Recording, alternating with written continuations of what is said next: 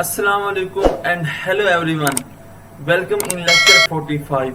Let's move toward trial how to conduct reliability analysis in SPSS. So हम यहाँ पे click करेंगे analyse scale and reliability analysis. तो ये हमारे पास डायलॉग बॉक्स आ जाएगा। इसमें हमने हमारे आइटम जो है FK1 एक वेरिएबल के आइटम्स को हमने सेलेक्ट करना है, तमाम आइटम्स को इंसर्ट कर देना है और इसके साथ ही हमने यहाँ पे ओके कर देना है। तो यहाँ पे हमारे पास इसकी वैल्यूज आ जाएंगी। क्रोनबाज अल्फा की वैल्यू 0.668, नंबर ऑफ आइटम्स हमारे पास 5 है। सेकंड, हम दोबारा से जब हम एनालिस करेंगे तो यहाँ पे एनालाइज और स्केल में रिलायबिलिटी एनालिसिस, और यहाँ पे हमारे पास डायलॉग बॉक्स में एक ऑप्शन है स्केल इफ आइटम डिलीटेड। इसको सेलेक्ट करेंगे, कंटिन्यू करेंगे और ओके का बटन। तो जैसे ही क्या हमारे पास एक और टेबल आ गया और इसमें हमारे पास ये वैल्यूज दी हुई हैं, item total statistics, Cronbach alpha if item deleted की वैल्यू और यहाँ पे आइटम्स के नेम है।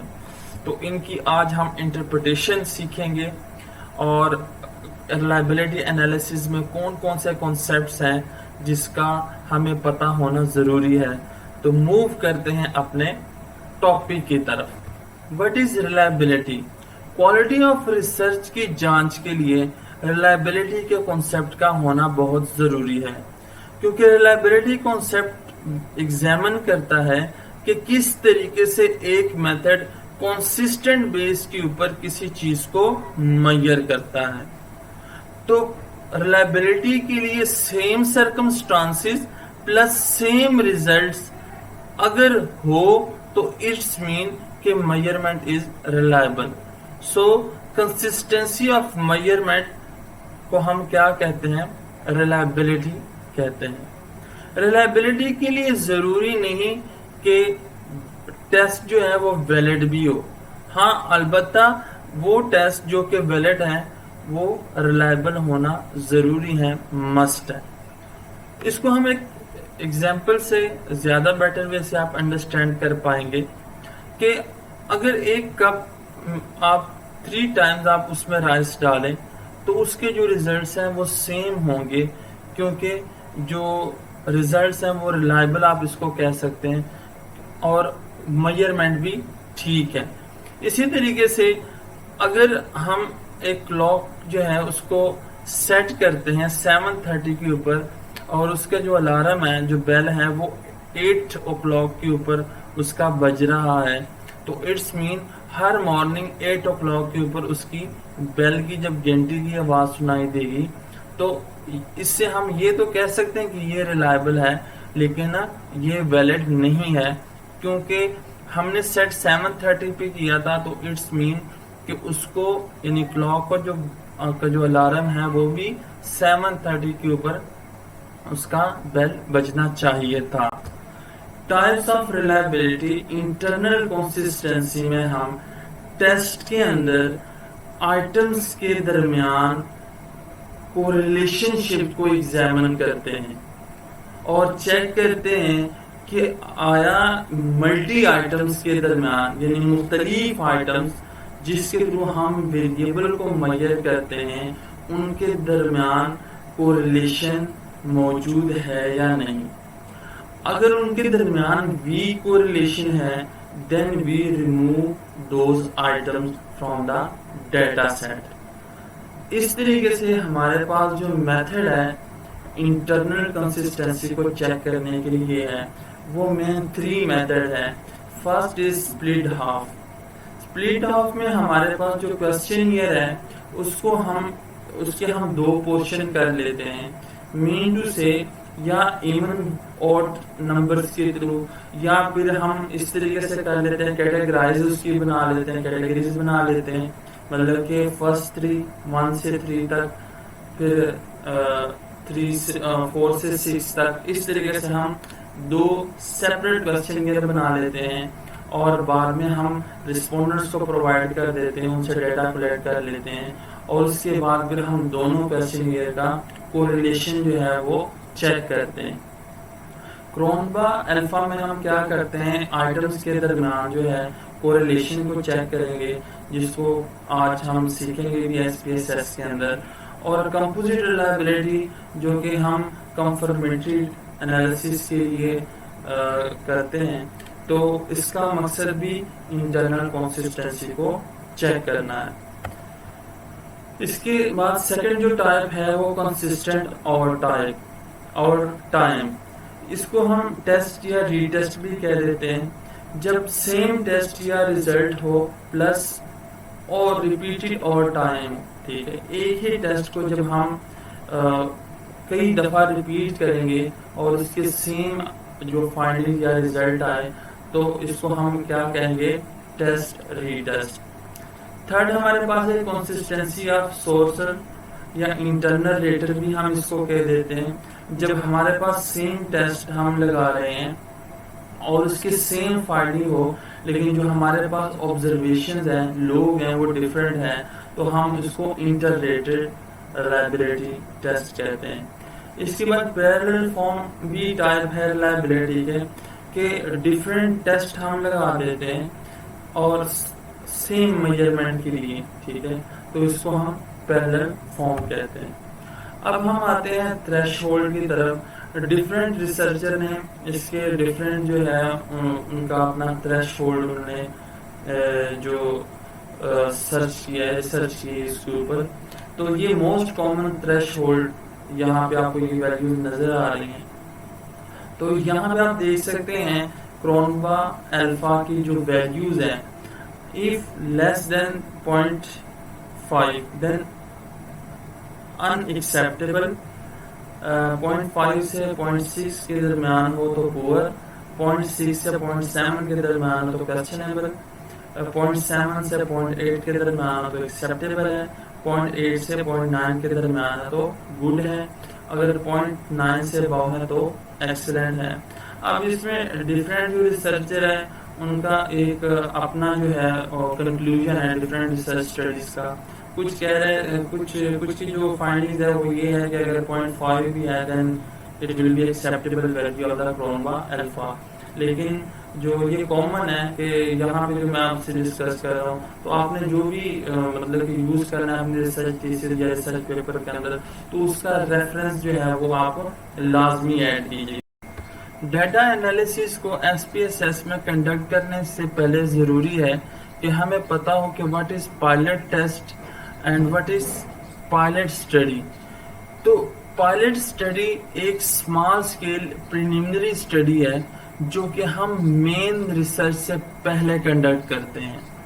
इसको हम फिजिबल स्टडी भी कह देते हैं। नॉर्मली तौर पे अगर हमारे पास सैंपल साइज 500 है, यानी हमारे पास जो रिस्पोंडेंट्स हैं जिससे हमने डेटा कलेक्ट करना है 500 है, तो हम तकरीबन जो है रूल ऑफ थंब के मुताबिक 10% जो है, 10% मीन 50 जो रिस्पोंडेंट्स हैं हम डेटा कलेक्ट करते हैं एज अ ट्रायल के तौर पे, ताकि हम ये देख सकें कि जो हमारे क्वेश्चन हैं वो सही तरीके से डेवलप हुए हैं और क्या रिस्पोंडेंट्स जो है वो जो आंसर्स है वो करेक्ट वे से दे रहा है या किसी तरीके से कोई प्रॉब्लम वगैरह तो क्रिएट नहीं हो रही।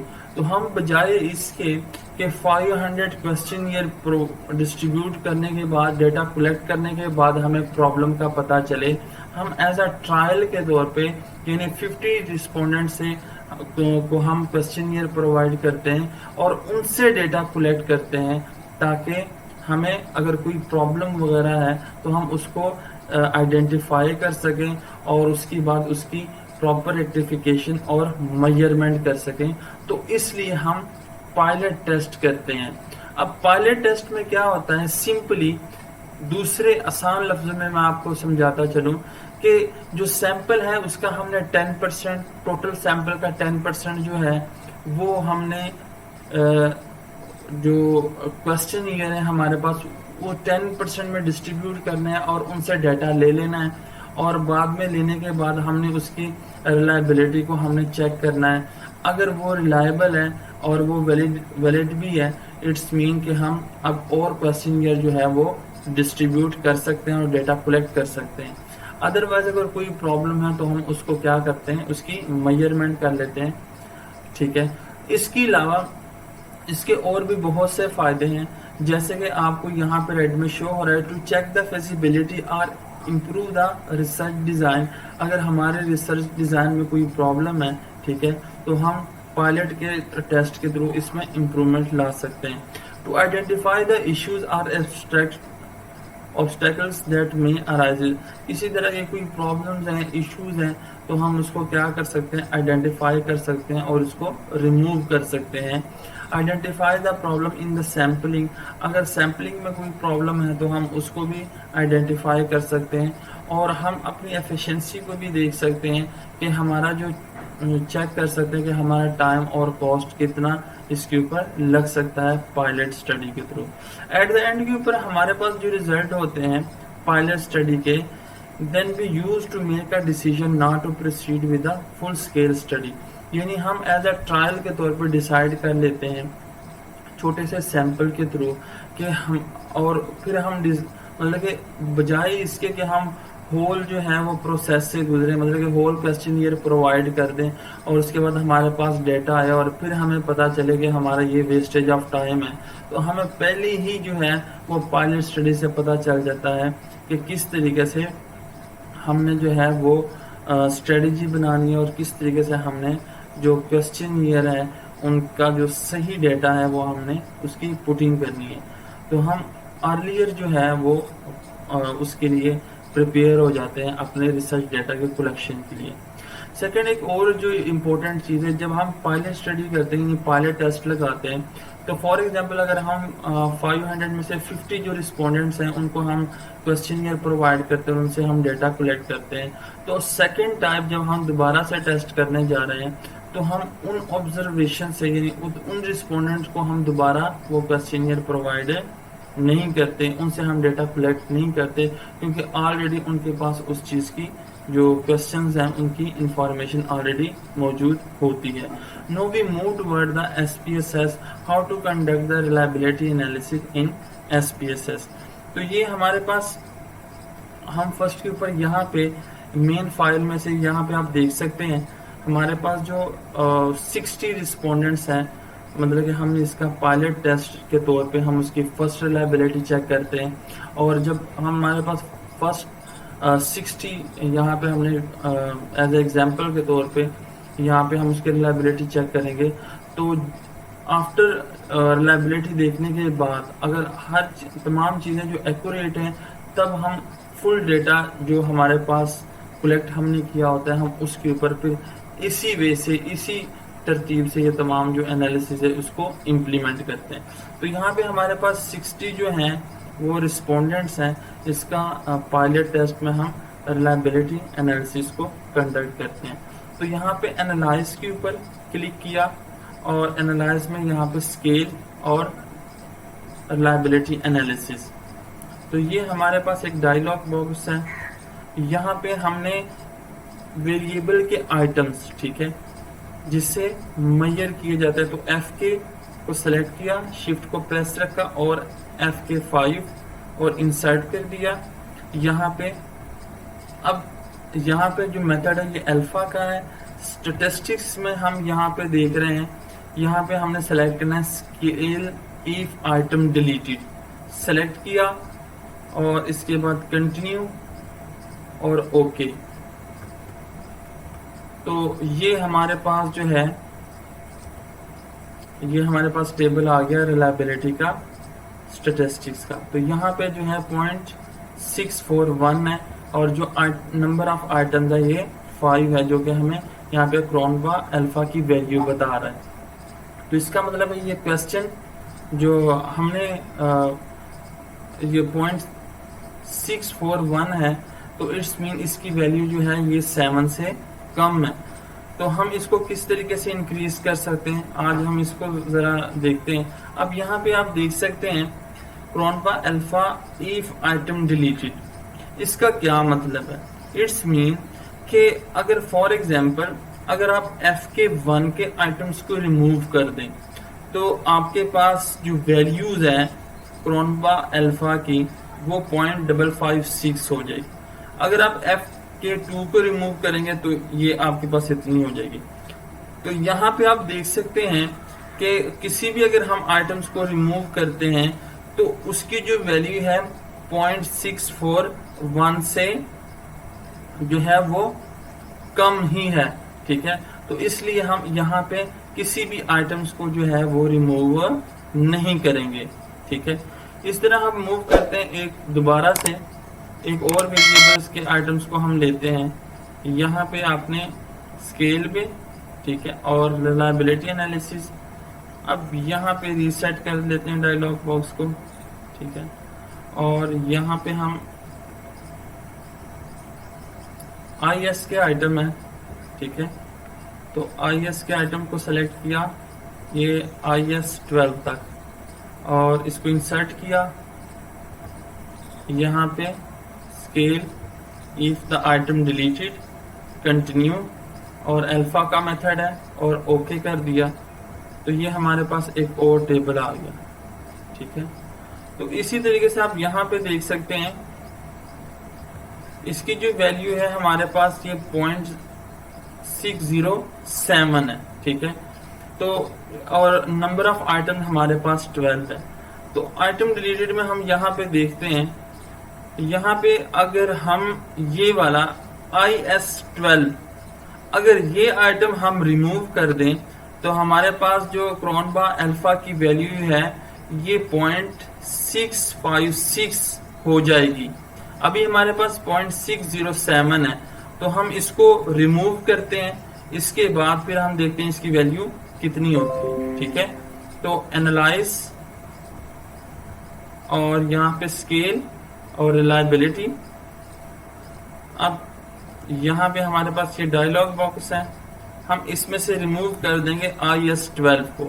तो IS12 को सेलेक्ट करना है और ये रिमूव कर दिए इसमें से, और ओके। तो यहाँ पे आप देख सकते हैं जो हमारे पास वैल्यू आई है ये 0.656। तो इस तरीके से ये हमारे पास क्रोनबा की वैल्यू आ गई। अगर हम इसको नीचे यहाँ पे देखें क्या इसमें और इम्प्रूवमेंट हो सकती है। IS12 को अगर रिमूव करें तो हमारे पास जो वैल्यू है ये 0.681 हो जाएगी। तो हम फिर दोबारा से रिमूव करते हैं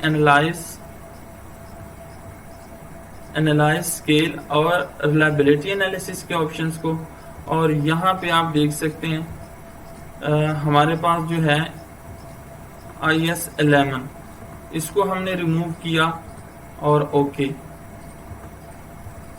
तो यहाँ पे आप देख सकते हैं कि 0.681 की वैल्यू आई है, और इट्स मीन कि अब यहाँ पे अगर हम देखें यहाँ पे ये वाला अगर IS10 को रिमूव कर दें तो हमारे पास जो है वो वैल्यूज होगी क्रोनबा अल्फा की 0.687, ठीक है, जो कि थोड़ी सी इससे ज्यादा है।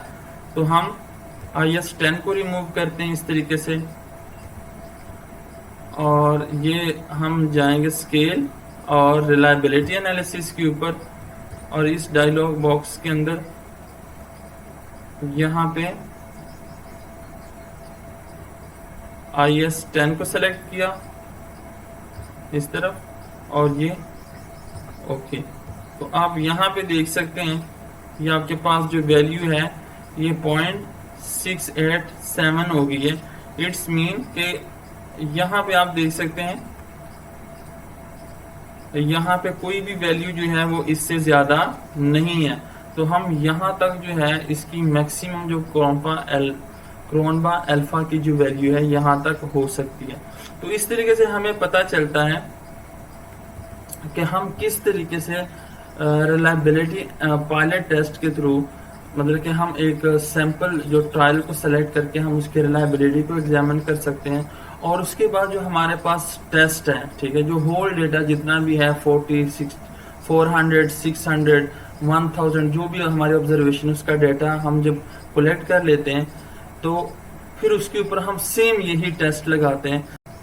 अब मैं मूव करता हूँ मेन फाइल की तरफ जिसमें हमने तमाम रिस्पोंडेंट से जो है वो डेटा कलेक्ट किया है।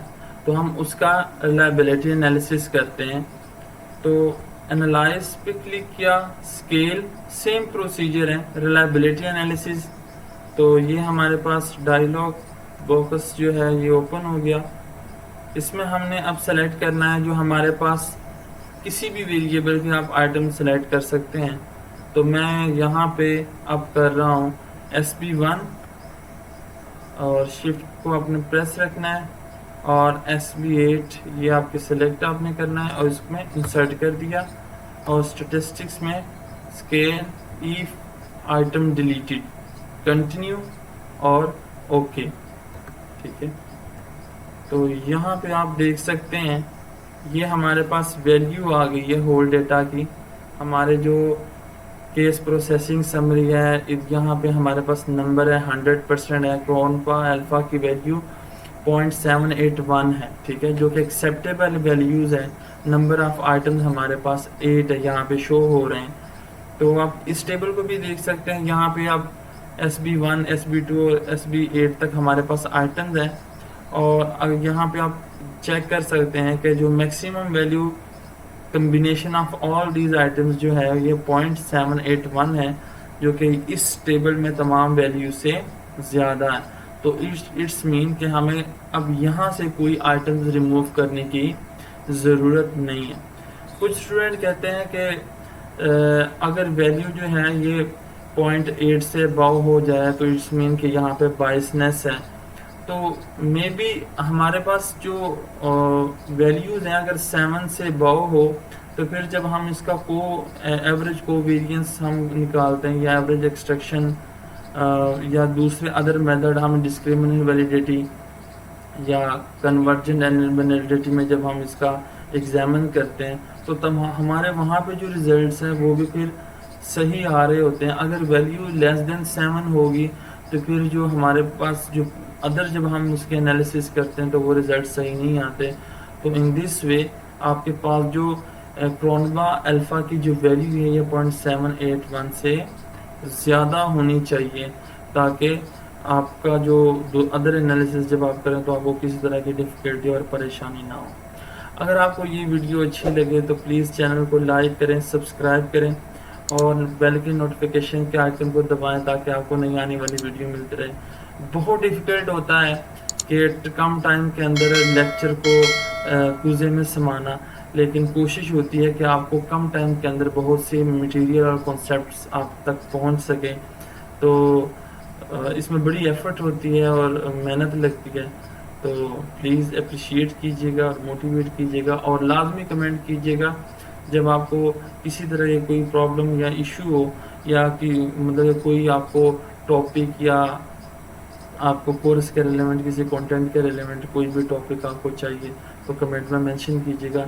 इंशाल्लाह नेक्स्ट उसी पे फिर हम जो है वो वीडियो आपको सामने हाजिर करूँगा। तब तक के लिए इजाज़त दीजिएगा। अल्लाह हाफिज़।